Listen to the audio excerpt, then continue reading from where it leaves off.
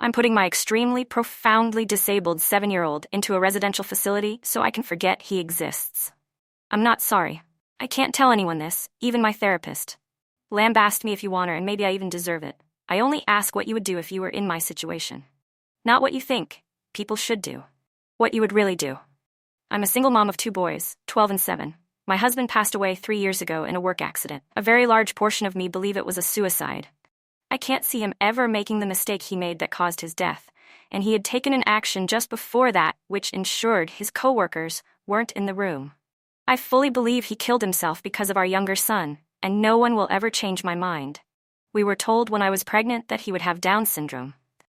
We could handle that, even if it was severe. It turned out he has a chromosome deletion. His disorder is kind of rare, so I won't post which specific one, but suffice to say, he'll never be anything more than he is now or has ever been. And what he is nothing. He doesn't appear to have any awareness, and never has. His eyes are locked in one position. He doesn't respond to noise, touch, or pain. He is total care. He is capable of nothing. He is tube-fed and on oxygen. He is in diapers and will be forever.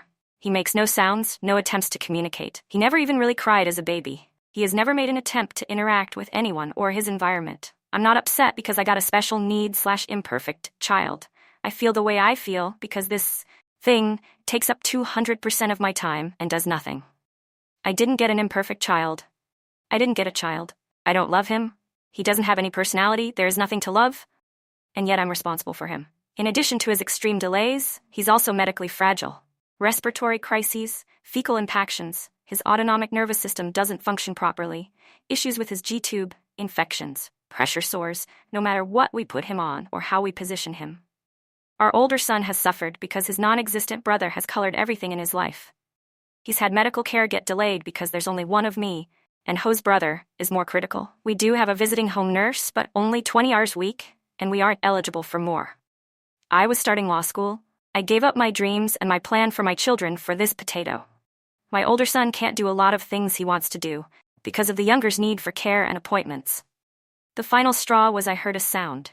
I went into younger son's room to check, thinking he had forgotten how to breathe again, and saw older son hitting him and screaming, "You're why I don't have a mother. You're why I don't have a father. You're why I can't have friends over. You're why I can't be in sports. I didn't ask for you and I hope you die."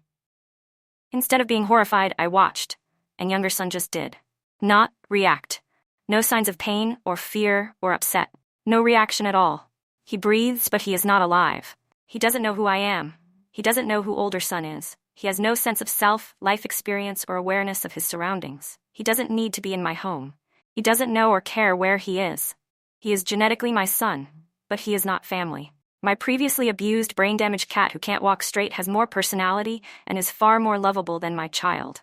In fact, I was looking forward to raising a Downs baby, even one with severe impairments, for that reason. With disability can come gifts. This boy is not a gift. He is a genetic mistake. I probably should have miscarried and would have definitely terminated if I'd known he would be like this. And the flip side is, if he has awareness, he's miserable. And there is nothing I can do. If he has likes and dislikes, no one knows what they are. If he is in pain, he can't tell anyone. If he wants anything, he can't communicate. He's had every imaginable therapy. Nothing has made a difference.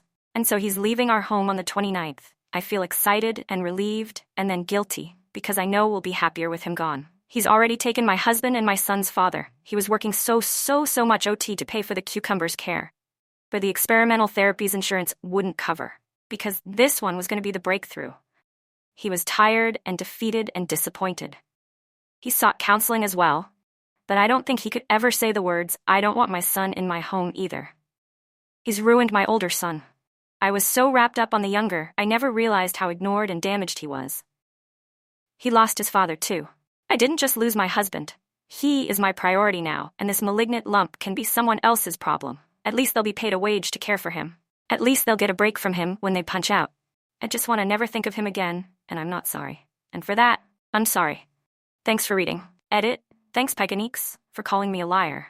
Are you a medical doctor? If your Google foo was any good, you would have stumbled on 3P mosaic deletion duplication syndrome. That is the disorder my son has. I basically identified myself by posting that, but hey, it's better than the PMs telling me to kill myself. If you look at the features of 3P deletion syndromes, they look like Downs. My insurance didn't cover AFP testing, which would have told us it wasn't Downs, and I didn't think we needed it. I had a regular ultrasound and a 3D. Both doctors were 99% sure it was Downs. This post was absolutely not fiction.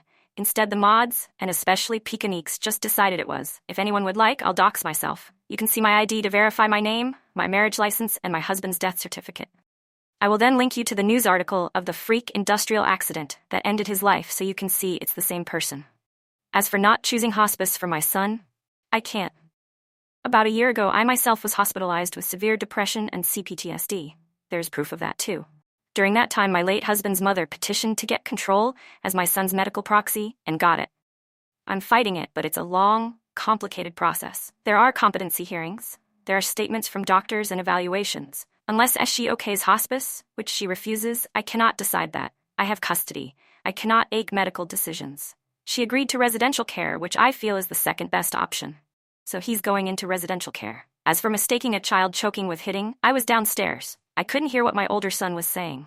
I only knew he was speaking. Go punch a blanket or, IDK, a person with weak muscle tone.